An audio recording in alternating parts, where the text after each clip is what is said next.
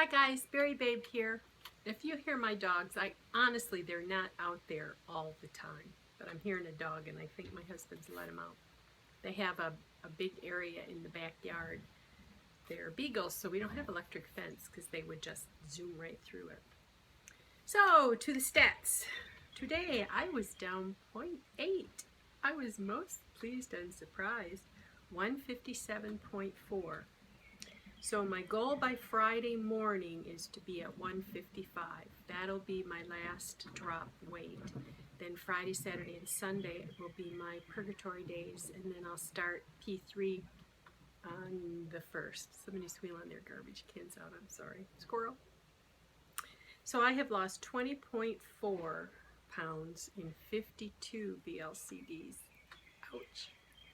I was really good for a lot of that time. I had a rough start. I didn't take advantage of that beginning. I kept loading and cheating. And since March 11th, I've lost 34.2 pounds again, with 3 weeks out when I had my surgery. I did not do a P3. I gained weight again. So the net weight,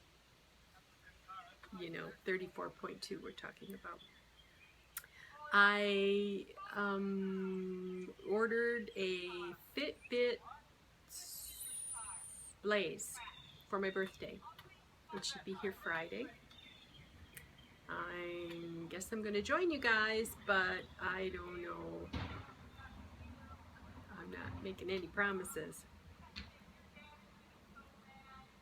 I am still not sure. I was thinking once I hit 155, if I hit that while I'm still on the HCG, I might get back on the treadmill. But I might just wait until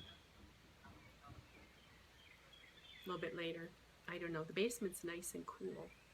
I've been walking outside. Last 2 nights I've done 4 circuits, but boy, it's warm. And I go out really late, so that means by the time I come in and settle down, I'm getting to sleep really late.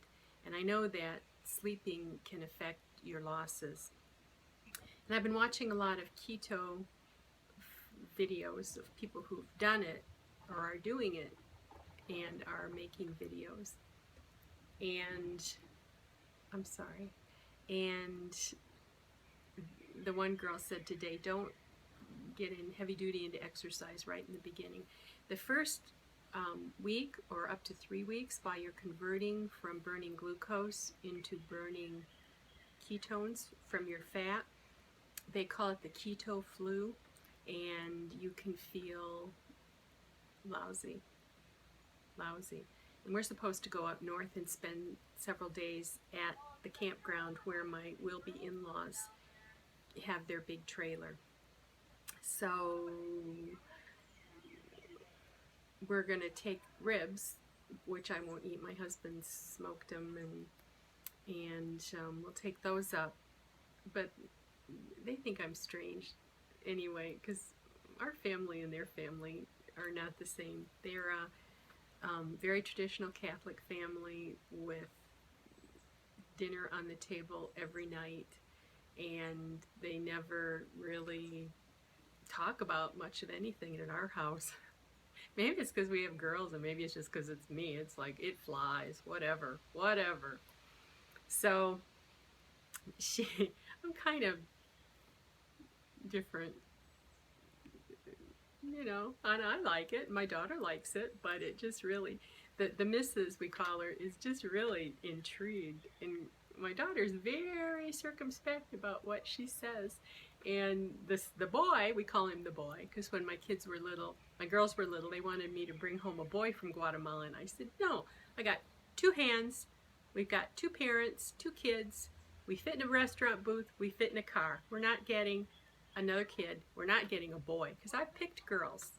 One of the reasons we went adoption was in Guatemala, because I wanted to pick girls.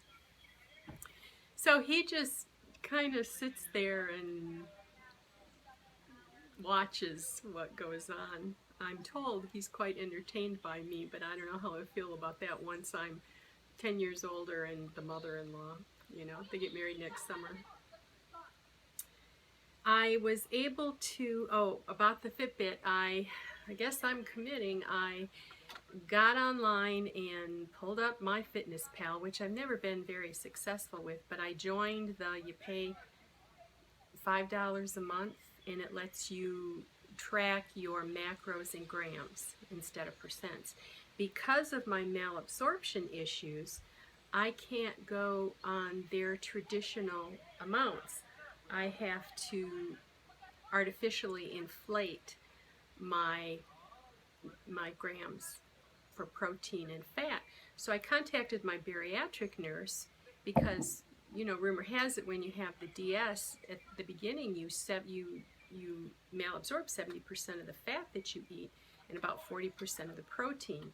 And she said, "Oh, I don't know if you have any malabsorption anymore." Like, okay, because I'm, what, 9 years out?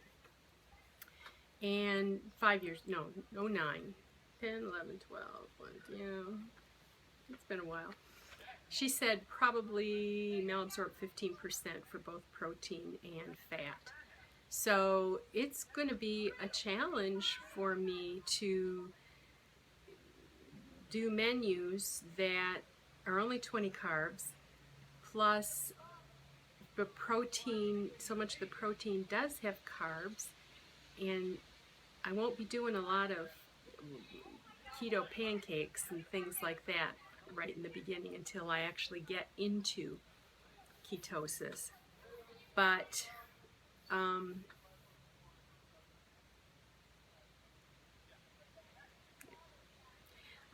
I am going to talk about food porn now, so you can click off. You know, sometimes when I'm really going to talk about food porn, I put food porn, PHOODPORN, in my title. Well, I got a response that was a little bit risque. Somebody must have been Googling porn. Because it was kind of in code, you know, so they slipped by whoever's censoring things, and it was like, I think this is porn. And they wanted me to come to a site to see their bigger whatever, I don't know. But, you know, I told you I bought one last watermelon, and I got it out today, and it was nice and cold, and I was cutting it up, and I was just cramming it in there. But then I started feeling full, so I had a whole bowl. I had a bowl, and I ate some, and I put the bowl aside. Well, it got stuck, and I didn't realize that, and I put protein in on top of it, and I was in pain. So I had to download the protein, and I downloaded quite a bit of the watermelon, and I still got watermelon in there. And you know what? You have to be careful what you wish for, because I was wishing that I wasn't wishing I could eat so much watermelon, because when I go into P3 with keto, I won't be able to do that at all. I mean, I'm determined. I'm going to be very virtuous, very pristine. We'll see. We'll see. But that's my goal. POP on P3, according to my macros for keto. So I got watermelon in there, and I probably will eat it, but it's kind of like, oh, watermelon. You know, I don't remember last time I got stuck what got stuck in there. I don't think it was watermelon. But I have RNY on top and DS underneath, and I forget that I still have restriction, and I start scarfing like I never had anything, and it just doesn't sometimes go down. And I'm not sorry. I mean, I'm miserable for a while, but thank God I have that restriction. So I still am more and more convinced I have insulin resistance, and I haven't found any studies to show that doing keto for any particular length of time helps alleviate that. So I don't know, I'm just really hopeful the people who get into a good solid ketosis and start burning the ketones and fat for fuel claim that they don't get cravings, that they're not hungry, and that would be heaven. I can't comprehend that. Every once in a while I get that HCG hum where things don't call, and it feels so nice to feel normal. But then I'll have to deal with going places, and I won't always have to stay at 20 carbs. I hope not. That I don't think I could do it. But I've got HCG in there, but I'm hoping my husband's going to use it. I don't want to have to get it out again.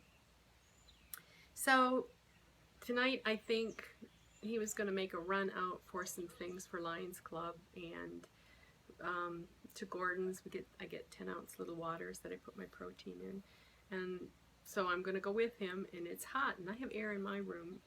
We have a 60s house, and they didn't have central air. We have hot water heat, and so I have an air conditioner in my room, and my daughter has an air conditioner in his room, and he doesn't have one in his room, so he slept on the lower level on the sofa down there. Yeah, we have separate bedrooms. I mean, we have visiting privileges, but just over the years, he goes to bed so early, and I stay up so late that we kind of do our, all my crap is in one room and all his crap's in the other room, and it keeps the rest of the house cleared out. So now I'm just going on and on. But anyway, so we're going to go out, and I got my 2 keto books yesterday, low carb.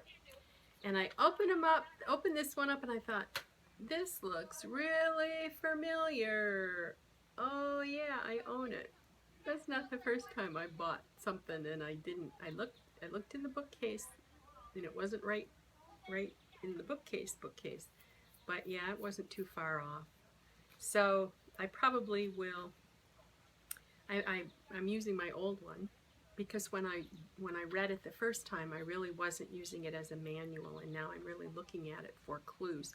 And most of what I've read at the beginning are all things I've seen watching videos from conferences on the subject that have been put online. So I probably will give that one to my sister if she's interested. But yeah. So I know that some of you are struggling. I'm sorry. Hang on. Get to P3. And I'm not so scared of P3 today. I don't know how I'll feel tomorrow. I don't know how I'll feel on Monday when I start P3. But I've had some horrendous thoughts, though. Sunday, I've already decided I'm going to have pizza and maybe some of that Halo ice cream. I started thinking about what else could I eat on Sunday. And then I started thinking, well, I won't be able to eat that much on Sunday because pizza's really filling for me. Oh, I could start on Saturday. What could I eat on Saturday? It's like, oh my God, hold the phone. So that's what I'm dealing with right now, that food funerals mentality that I need to take a look at, because that's what I'm doing. It's like with the keto and keeping carbs low, and may never be able to go and eat with abandon again. So I'll have my Fitbit maybe by then, and I go to the doctor on Saturday, so hopefully that won't upset me so much that I want to feed my feelings. So anyway, have a good day, everybody, and stay on plan. Okay, you're worth it. Bye.